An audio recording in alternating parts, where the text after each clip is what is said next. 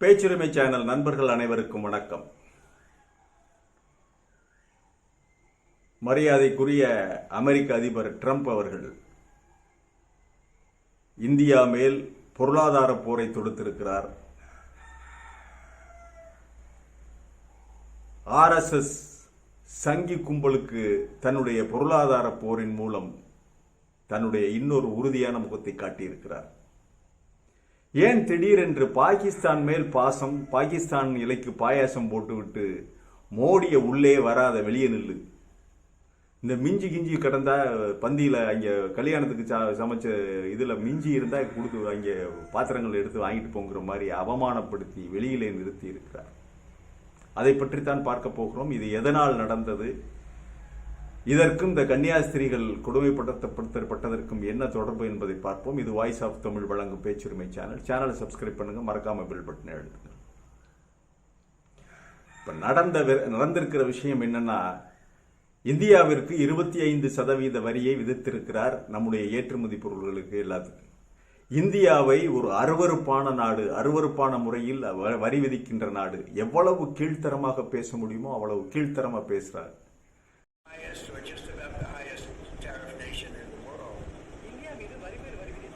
இதையெல்லாம் கேட்டுக்கொண்டு அந்த அமெரிக்க வாழ் RSS இந்த நேரத்தில் பதுங்கிடுவானுங்க, இந்த நேரத்தில் பாய் விரிச்சு படுத்துருவானுங்க, மூளையில ஒண்டிக்கிடுவானுங்க, பொண்டாட்டி விட்டு முந்தானையில் ஒளிஞ்சுக்கிடுவானுங்க. RSS அமெரிக்காவை நேரடியாக எதிர்க்க முடியாது. அமெரிக்காவுக்குள்ள இருந்துகிட்டு என்னென்ன அயோக்கியத்தனம் பண்ணணுமோ இந்தியாவுக்கு அதெல்லாம் பண்ணுவாங்க, இந்தியாவில் பண்ணணுமோ அதெல்லாம் பண்ணுவாங்க. அதுதான் RSS. அருவருப்பான நாடுன்ட்டான். இந்தியா ஒரு அருவருப்பான நாடு, அருவருப்பான முறையில் வரி விதிக்கிறது. இந்தியா ஒரு கேவலமான நாடுன்னு சொல்லல, தனிப்பட்ட முறையில் சொல்லாமல் பொருளாதார ரீதியாக இந்தியாவுடைய பொருளாதார இதை சுட்டி காட்டுகின்ற விதமாக இந்தியா மேல், குறிப்பாக இந்துத்துவா மேல், சங்கிகள் மேல் தனக்குள்ள வெறுப்பை காட்டியிருக்கிறார். அதே சமயம் பாகிஸ்தானுடைய எண்ணெய் வளங்களை எடுப்பதிலே அதனுடைய பொருளாதாரத்திற்கு உதவி செய்வோம், அவர்களோடு சேர்ந்து எண்ணெயை எடுப்போம் அப்படிங்கிற அறிவிச்சிருக்காரு. அதே மாதிரி பாகிஸ்தானுக்கு வரி விலக்குகளை எல்லாம் நிறைய கொடுத்திருக்காரு, வரியை குறைத்திருக்கிறார், அவர்களுடைய எக்கனாமியை உயர்த்துவோம் என்று சூளுரைத்திருக்கிறார் ட்ரம்ப். இதெல்லாம் எப்ப நடக்குதுன்னா இந்த ஒரு வாரத்துக்குள்ள நடக்குது. அப்படி நடக்கக்கூடிய அளவிற்கு என்ன நடந்தது என்றால் அதை நம்முடைய ஊடகங்கள் பெரிதாக பேசவில்லை.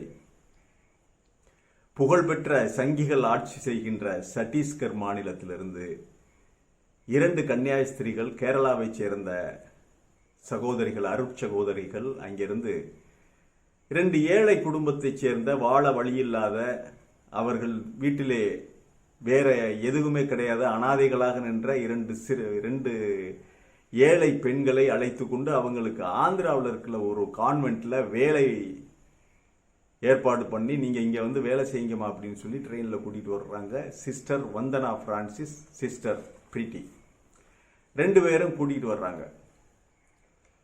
அந்த பெண்கள் 2 பேரையும் கூட்டிட்டு வர்றாங்க. தர் விமான நிலையம், அந்த ரயில் நிலையம், தர்ங்கிற ரயில் நிலையத்துக்கு வந்த உடனே அங்கே ஒரு சங்கி, RSS சங்கி ரயில் பரிசோதகர், டிக்கெட் பரிசோதகர் ஏறான். இந்த கன்னியாஸ்திரிகளை பார்க்கறான். பார்த்த உடனே அவனுக்கு கோபத்தின் உச்சிக்கு போயிடுறான். இவங்க மதம் மாற்றுறதுக்கு வந்திருக்காங்க அப்படின்னு சொல்லி எல்லா இதையும் அவனா முடிவு பண்ணிட்டு டிக்கெட்டை கேட்கறான். டிக்கெட்டு பார்த்துக்கிட்டே வர்றேன். அந்த பெண்கள்கிட்ட முதல்ல டிக்கெட்டை கேட்கறான். அது இந்த சிஸ்டர் தான் வச்சிருக்காங்கிறாங்க. இதுதான் இங்க வந்த வினை. எல்லா 4 டிக்கெட்டையும் ஒரே இதாக எடுத்திருக்காங்க. இவங்களுக்காக பயப்பட முடியுமா?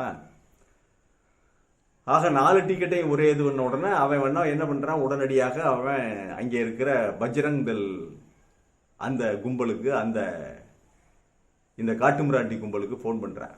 பஜ்ரங் தள் அந்த காட்டுமிராண்டி கும்பல், அது மலைவாழ் கும்பல் தானே, அங்கிருந்து வருது. யாருக்காக சேவை பண்ண வந்திருக்காங்க? இந்த மலைவாழ் மக்களுக்கு தான் சேவை பண்ண வந்திருக்காங்க. காட்டுமிராண்டிகளை, இந்த காட்டுமிராண்டிகளாவே வச்சிருக்கிறது தானே இந்த பாரதிய ஜனதா கட்சியினுடைய தத்துவம், அவர்களுடைய குறிக்கோள். அந்த காட்டுமிராண்டிகள் வந்து உடனடியாக இந்த சகோதரிகளை, அருட்சகோதரிகளை கீழே இறக்கி அவர்களுக்கு போலீஸ் ஸ்டேஷன் கொண்டு போய் போலீஸ்ல கம்ப்ளைண்ட் பண்ற, பெண்களை கடத்தி கொண்டு செல்கிறார்கள் என்று. பெண் எப்படி பாருங்கன்னா சொர்ணக்காவா? அந்த 2 சிஸ்டர்களையும் பார்த்தா சொர்ணக்கா மாதிரி தெரியுதா? சாராயம் விற்கிற ரவுடி பொம்பளை மாதிரி தெரியுதா? அதையும் அந்த கம்ப்ளைண்டை ஏத்துக்கிட்டு உடனடியாக நடவடிக்கை எடுக்கிறது போலீஸ் என்றால் இவங்களுக்கு இந்த நாட்டில் என்ன நடக்குது? என்ன நடக்குது? இது மிகப்பெரிய பிரச்சனையாகி பேசுபொருளையோ அந்த சிஸ்டர்ஸ் அரெஸ்ட் பண்ணி உள்ள வச்சுட்டாங்க. எந்த செக்ஷன்ல எடுத்து போட்டு இது பண்ணியிருக்காங்க? ஆள் கடத்தல்னு எப்படி சொல்லுவேன்? 4 பேர் ஒரே டிக்கெட்ல வந்ததுக்கா ஆள் கடத்தலா? விசாரணை எதுவுமே இல்லை. விசாரித்து அப்பொழுதே ஸ்டேஷன் பையில விட்டுருக்கலாம். இது நடக்கிறதா காட்டாட்சி காட்டு தர்பார். அப்புறம் யாருக்கும் தெரியாம நலியாம போய் அங்கே காலில் விழுகிறது, அமெரிக்கன் காலில். உங்களுக்கு வெக்கமான சூடு சொரணை இருந்தா அமெரிக்கா காலில் ஏன்டா போய் விழுகிறிய? சங்கி போயிருங்களா? அமெரிக்கா காலில் விழுகிறது, அவனுடைய காலை நக்குவது, நக்கி கழுவி குடிப்பது எல்லாம் இந்த சங்கிகளுக்கு சாதாரண வேலை. பெரிய மனிதன், பெரிய பணக்காரன், பெரிய நாடு, பெரிய பணக்கார நாடுனா அவன் காலில் விழுந்து கும்பிடுவாங்க, அவன் காலை கழுவி நக்கி குடிப்பாங்க, அவனுக்கு கூட்டி கொடுப்பாங்க எல்லாத்தையும். அப்போல்லாம் வீரம் வராது. இந்த கன்னியாஸ்திரிகள் மேல் அவங்க மேல இது பண்ண உடனே இந்த விஷயம் மீடியாக்கள், எல்லா மீடியாக்கள்லையும், வட இந்திய மீடியாக்கள் எல்லாத்துலேயும் வந்துருச்சு. இந்த விஷயம் பிபிசி எல்லாமே இது பண்ணிட்டாங்க. இந்த சிஸ்டர்களை பார்க்கும்போதே பரிதாபமாக இருக்கிறது. கேரளா முழுவதும் மிகப்பெரிய ஆர்ப்பாட்டம் நடக்கிறது. கேரளாவை சேர்ந்தவர்கள் இந்த அருட்சகோதரிகள். ஆக அதற்காக மிகப்பெரிய ஆர்ப்பாட்டம் நடக்கிறது. மோடி தலையிட வேண்டும் என்று நிறைய ஆர்ப்பாட்டங்கள், கண்டனங்கள். சத்தீஸ்கர்ல எல்லா இடத்துலையுமே கிறிஸ்தவ சகோதரர்கள், அருட்சகோதரர்கள், எதிர்கட்சிகள் எல்லாம் வந்து போராடுறாங்க. பாராளுமன்றத்திலேயே கேள்வி கேட்கப்படுகிறது. பாராளுமன்றத்திலேயே போராடுகிறார்கள் கேரள எம்பிக்கள். அசைஞ்சு கொடுக்கல இந்த வீராதி வீரர், சூராதி சூரர். ட்ரம்பை பார்த்தா காலில் விழுந்து கும்பிடுற வீரர். ட்ரம்ப் அங்கே கூப்பிட்டு வச்சுக்கிட்டு அதை தான் போட்டான். விகடன் நல்லா அரெஸ்ட் பண்ணி வச்சிருக்கிறது மாதிரி ஒரு கார்ட்டூன் போட்டான் விகடன்.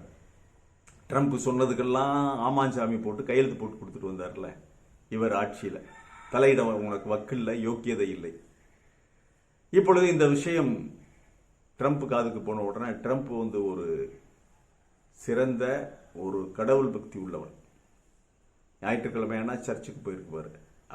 அவர்கள் அந்த பாரம்பரியத்தில், அந்த கிறிஸ்தவ பாரம்பரியத்தில் வந்தவர்கள். அவருக்கு என்னடா பார்த்தேன், அப்படியா, வா வாங்கிய அப்படின்னு சொல்லி இந்த மாதிரியான ஒரு பொருளாதார கிடுக்கு பிடியை போட்டு பொருளாதார ரீதியாக இந்த பஜரந்தங்களுக்காக இந்த இந்தியா இழந்திருக்கிற வேலை வாய்ப்புகள் எவ்வளவு, இந்த 25% வரி விதிப்பினால் இந்தியா அடைய போகும் நட்டம், இந்தியாவினுடைய வேலை வாய்ப்பு பறிமுதலாகுது. கோடிக்கணக்கான இளைஞர்கள் இந்த ஐடி துறையிலிருந்து வேலையை இழப்பார்கள். நம்முடைய ஏற்றுமதி பாதிக்கப்படும். பல்லாயிரம் கோடிக்கு, பல லட்சம் கோடிக்கு ஏற்றுமதி வீழ்ச்சியடையும். வருமானம் பாதிக்கும். நாடு இன்னும் கீழே போகும். இதெல்லாம் யாருனாலும் இந்த பஜரங்களுக்காக. நாட்டினுடைய பொருளாதாரத்தை, நாட்டினுடைய பொருளாதார வளர்ச்சியை, இளைஞர்களுடைய வேலை வாய்ப்பை பஜரங்களுக்கு பலி கொடுக்கிறார் பிரதமர் மோடி. இந்த நாட்டினுடைய எதிர்காலத்தை, படித்த இளைஞர்களுடைய எதிர்காலத்தை, அது யாரா இருந்தாலும் சரி, வட இந்தியர்களாக இருந்தாலும் சரி, தென்னிந்தியர்களாக இருந்தாலும் சரி, இந்த நாட்டின் எதுக்காக அப்ப படிக்கிறீங்க? காட்டுமிராண்டித்தனமா குகையில போயிருங்கடா, குகைக்கு போங்க. எதுக்கு படிக்கிற? உனக்கிட்ட வேலை இல்லை. அமெரிக்கா போய் வேலை செய்யலாம்னாலும் அதுக்கும் வழி இல்லை. தொழில் செஞ்சு ஏற்றுமதி செய்யறதா இருந்தாலும் அதற்கும் இந்த மாதிரி ஏகப்பட்ட சங்கி கும்பலை வளர்த்து வச்சிருக்க நீ. ஆக இன்றைக்கு இந்திய இளைஞர்களுடைய கனவிலே மண்ணை போட்டிருக்கிறது, திறமைசாலிகளுடைய கனவிலே மண்ணை போட்டிருக்கிறது இந்த கும்பமேளா கும்பல், இந்த பஜ்ரங்தள், இந்த அனுமன் சேனா. இது நிறைய இந்த ஆக்டோபஸ் தானே. பாரதிய ஜனதா கட்சி என்ற கேவலம் இது ஒரு ஆக்டோபஸ் தானே. இதற்கு பல கரங்கள் இருக்கிறது, விஷக்கரங்கள். அதுல ஒன்றுதான் இந்த பஜ்ரங்தள். இந்த பஜ்ரங்தள் போய் சேவை செய்து கொண்டிருந்த ஒரு ஏழை எளிய பெண்களுக்கு வாழ்வதற்கு ஏதோ ஒரு வாய்ப்பு கொடுத்த சகோதரிகள், அருட்சகோதரிகள். அவங்க ஆந்திராவுக்கு தான் கூட்டிட்டு வர்றாங்க. நீ நேரா ஒரு ஆளை விட்டு பார்த்திருக்கலாம், ஆந்திராவில் வந்து வேலைக்கு வர்றாங்களா என்னன்னு பார்த்திருக்கலாம். அதெல்லாம் கிடையாது. கேள்வி கேட்பாடு இல்லை. அருட்சகோதரிகள் 2 பேரும் சிறைவாசம் அனுபவிக்கிறார்கள். என்ன இயேசு சுமக்காத முள்முடியா? இயேசு சுமக்காத முள்முடியா? இந்த செய்தி என்ன ஆகும்? சத்தீஸ்கரில் தீயாக கிறிஸ்தவ மதம் பரவும். ரொம்ப நாளைக்கு முட்டாள்களாக மாற்றி வைத்துக் கொண்டிருக்க முடியாது மோடிஜி. முட்டாள்களாக மாற்றி வைத்துக் கொண்டிருக்க முடியாது. இறுதியில் அறிவுதான் வெல்லும். அறிவுதான் வெல்லும். அறிவை நோக்கித்தான் மனிதன் பயணமாகிறான். நீ ரொம்ப நாள் அணமோட்டெல்லாம் வச்சுக்கிட்டு இருக்க முடியாது. நீ ஆட்சி பண்றதுக்கு இது தேவை. இந்த முட்டா பயலுக்கு தேவை. இந்த காட்டுமிராண்டிகள் தேவை. உன் காலத்திற்கு பிறகு பாரதிய ஜனதா கட்சி மண்ணோடு மண்ணாக கேவலமாக குழி தோண்டி புதைக்கப்படும் இந்த நாட்டில்.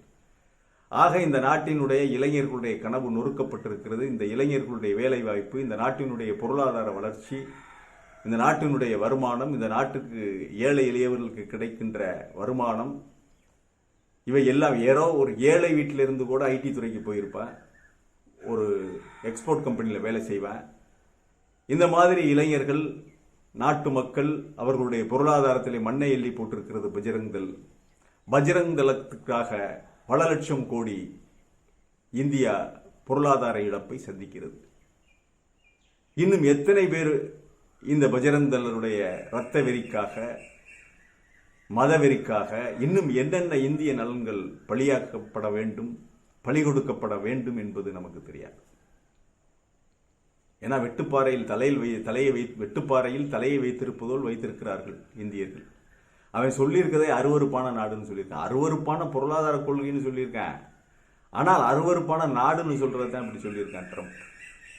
எவ்வளவு மோசமாக, எவ்வளவு மோசமான வார்த்தையை பிரயோகப்படுத்த முடியுமோ அவ்வளவு மோசமான ஒரு வார்த்தையை சொல்லி இந்தியாவை மிக மிக கேவலமாக திட்டியிருக்கிறார். அதே சமயம் பாகிஸ்தானுக்கு அவர் மிகப்பெரிய வாய்ப்புகளை தருகிறேன் என்று உறுதி சொல்லி பாகிஸ்தானுக்காக என்ன வேணாலும் செய்வோம், பொருளாதாரத்தை உயர்த்துவோம், உங்களுக்கு நான் கை கொடுக்கிறேன் என்று வந்து நிற்கிறான் என்றால் இது எதற்காக என்றால் இந்த விஷயம் ட்ரம்ப் அவர்களை அதிகமாக பாதித்திருக்கிறது, எல்லோரையுமே பாதித்திருக்கிறது. இந்த அருட்சகோதரிகளுக்கு நேர்ந்த சோகம், கொடூரம். ஆக இந்த விஷயத்தில் நாம் எப்படி இதை எடுத்துக்கொள்ள முடியும் என்றால் இந்தியாவினுடைய நலன்களை, இந்தியாவினுடைய பொருளாதார வளர்ச்சியை, இளைஞர்களுடைய வேலை வாய்ப்பை கேள்விக்குறியாக்கி இருக்கிறது இந்த பஜ்ரங் தள். இந்த சங்கி கும்பலினால், இந்த சங்கி கும்பலுடைய பல்வேறு கிளை அமைப்புகளால் இந்தியாவுடைய பொருளாதார வளர்ச்சி, இந்தியாவினுடைய இளைஞர்களுடைய வேலை வாய்ப்பு, இவை அத்தனையுமே தொடர்ந்து பலி கொடுக்கப்பட்டு வருகின்றன என்றுதான் நாம் சொல்ல வேண்டும். இவர்கள் திருந்த போவதில்லை. ட்ரம்பாவது நடவடிக்கை எடுத்தாரே என்றுதான் நாம் சந்தோஷப்பட முடியும். மீண்டும் ஒரு காணொளியிலே சந்திக்கிறேன். இது வாய்ஸ் ஆஃப் தமிழ் வழங்கும் பேச்சுரிமை சேனலை சப்ஸ்கிரைப் பண்ணுங்க, மறக்காம பெல் பட்டனை அழுத்துங்க, கமெண்ட் செய்யுங்கள், ஷேர் செய்யுங்கள், பிடித்திருந்தால் லைக் செய்யுங்கள். நன்றி, வணக்கம்.